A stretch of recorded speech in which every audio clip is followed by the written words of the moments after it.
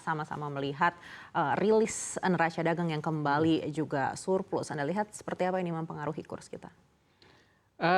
Saya rasa ini akan membawa berita yang a bit relieving ya, rupiah yang under pressure karena orang lihat bahwa dengan surplus ini ya artinya suplai dolar ada gitu. Karena emang seasonal seperti saya bilang tadi, ini kan sedang saat-saatnya dividen repatriasi. Jadi emang rupiah sedang dalam kena pengaruh CPI, kena pengaruh perang, demandnya juga lagi besar. Jadi itu yang akan membuat relief ya buat rupiah. Terlebih lagi inflasi kita juga yang kemarin tinggi itu kan juga kita mau panen raya ya. Jadi semoga inflasi kita juga sedikit menurun. Baik, tapi apakah akan cukup signifikan? Kita lihat rupiah memang sedikit menguat di hari ini, tapi apakah sentimen itu cukup signifikan mungkin untuk bisa membawa penguatan rupiah ini lebih tinggi lagi di tengah tekanan dari global? Saya rasa belum terlalu besar sih Mbak. Jadi saya melihat rupiah masih under pressure dan memang ini murni most of the factor is karena eksternal gitu. Baik, kita kembali ke Pak Enrico. Pak Enrico, upaya apa yang bisa dilakukan Bank Indonesia selain mungkin bisa menaikkan suku bunganya? Karena kalau kita lihat di rapat terakhir yang disampaikan oleh Pak Peri, mungkin untuk kebijakan DHE dan juga SRBI, SUVB ini akan dievaluasi lagi. Betul. Jawaban paling umumnya pendalaman pasar finansial. Tapi segmen mana gitu ya? Kita bisa lihat sekarang contohnya nih, contoh paling gampang. Perbedaan imbal hasil Amerika dengan Indonesia pada saat ini record low. Spreadnya bayangin, Amerika 10-year yield sudah hampir 5%, kita di 7. Bayangin kalau itu terjadi, spread 200 basis, itu mungkin Pak Yuri lebih tahu dari saya, itu typically nggak pernah terjadi. Indonesia itu rata-rata 550 basis point. Jadi artinya kalaupun dinaikkan itu untuk meningkatkan yield jangka panjang, menarik atraksi, itu bagus. Tapi pasar Sun kita contohnya, itu lebih banyak terkonsentrasi di rupiah. Jadi pada saat market gonjang-ganjing, orang pada saat keluar itu harus apa? Harus langsung hit dan exit. Jadi tidak ada intermediary market untuk dia parkir sementara di dolar instrumen, euro, yen atau lain sebagainya. Ini adalah salah satu contoh. Mungkin yang SUVB itu sudah bagus, falas, tapi mungkin falasnya itu diperbanyak atau tenornya dibikin lebih variatif dan itu lebih menarik lagi. Repo market bisa diperdalam. Karena sekarang pemain asing, FDI juga lebih banyak. Jadi memang sudah waktunya pendalaman ini bukan hanya sebagai motherhood statement, tapi harus diimplementasikan tuh. Nah itu kan banyak banker-banker kita sudah paham menurut saya. Jadi sekarang tugasnya regulasi, pemain, pelaku pasar, dan pengawas itu, dan juga sektor usaha datang bersama. Kebutuhannya di mana, itulah titik temunya tuh.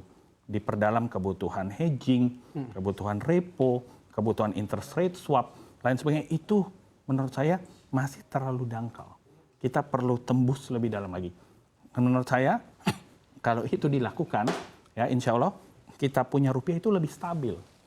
Gitu. Baik, artinya di saat seperti ini mungkin harus menjadi pertimbangan Bank Indonesia untuk mengeluarkan lebih banyak lagi instrumen investasi SUVBI. Tenornya dan juga mungkin kapabilitasnya. Pak Yuri mungkin lebih tahu dari saya gitu. Baik, kita beralih ke Pak Yuri. Pak Yuri, kalau kita mendengar respon perbankan ketika dikeluarkan instrumen-instrumen investasi Bank Indonesia, katanya ini menyedot likuiditas juga begitu. Anda lihat apakah jika memang ini dikeluarkan lagi untuk dengan tujuan menstabilkan rupiah, ini akan memberi dampak seperti apa untuk perbankan kita? Ya saya rasa benar yang di statement Pak Enrico tadi ya. Ya mungkin itu akan terjadi Mbak. Cuman kembali lagi kalau kita ngomong masalah volatilitas rupiah, ya itu emang masalahnya pasar kita memang belum dalam gitu. Jadi emang mau nggak mau regulator dan semua partisipan di pasar keuangan harus punya effort yang bersama-sama untuk memperdalam pasar di Indonesia ini. Jadi seperti Pak Enrico bilang, jadi instrumen-instrumen investasi, instrumen hedging itu ya sekarang banyak multinasional yang masih melakukan hedgingnya di luar negeri justru itu kan, dan itu terhadap underlyingnya rupiah itu kan sesuatu yang ironis sebenarnya. Jadi ya memang itu harus yang dilakukan sih. Jadi saya rasa produk-produk seperti DHE, SUVB, SRBI itu semua bagus. Tapi saya rasa itu interim aja gitu loh.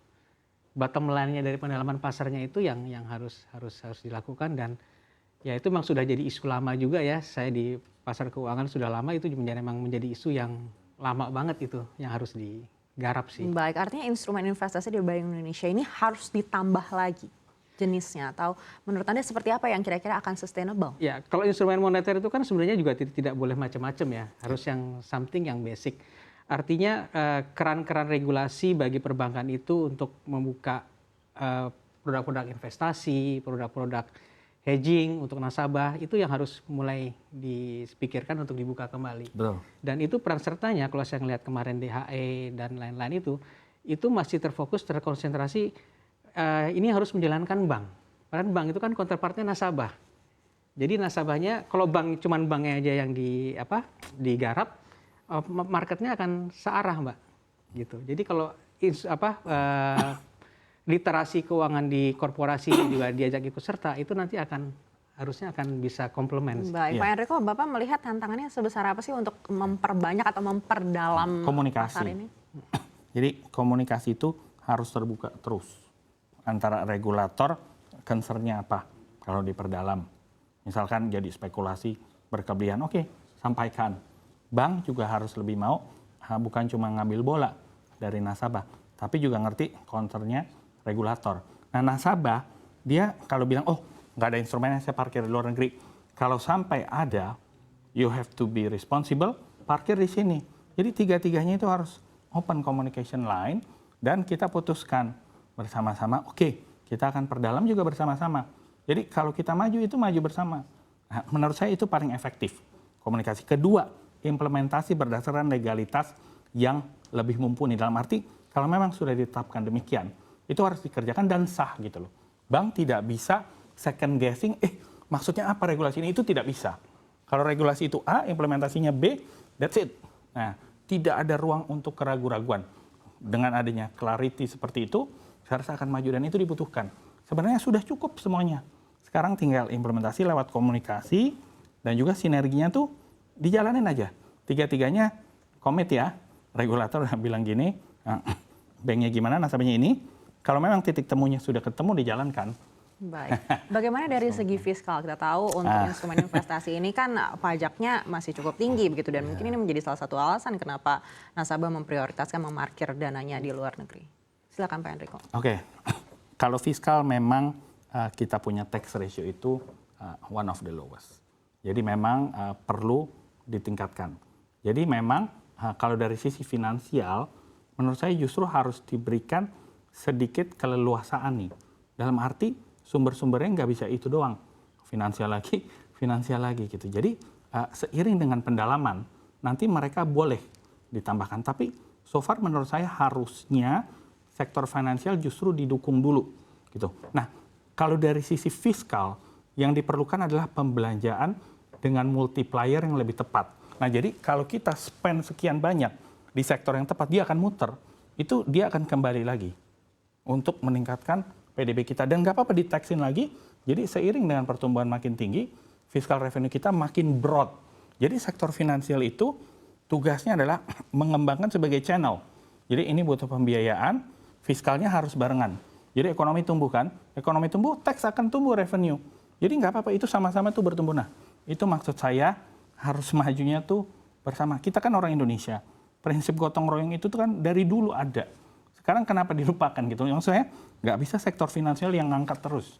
Jadi kita juga mesti lihat dari pemerintah, dari fiskal. Fiskal itu menurut saya agak underspending last year. This year ini agak sedikit lebih cepat. Ya mungkin karena ada kepastian, bukan kepastian, mungkin political kita stabil ya. Nah, ke depannya itu harus expansionary. Kalau tidak, pertumbuhan ekonomi kita nggak bisa melulu bergantung pada moneter. Pangkas bunga segala macam nggak bisa. Nggak cukup. Nah, jadi sektor fiskal adalah sektor paling penting untuk memutar roda ekonomi lebih berkesinambungan nih. Jadi harus dimulai secepatnya, dan sektor finansial pasti juga akan berbarengan gitu loh. Baik, kita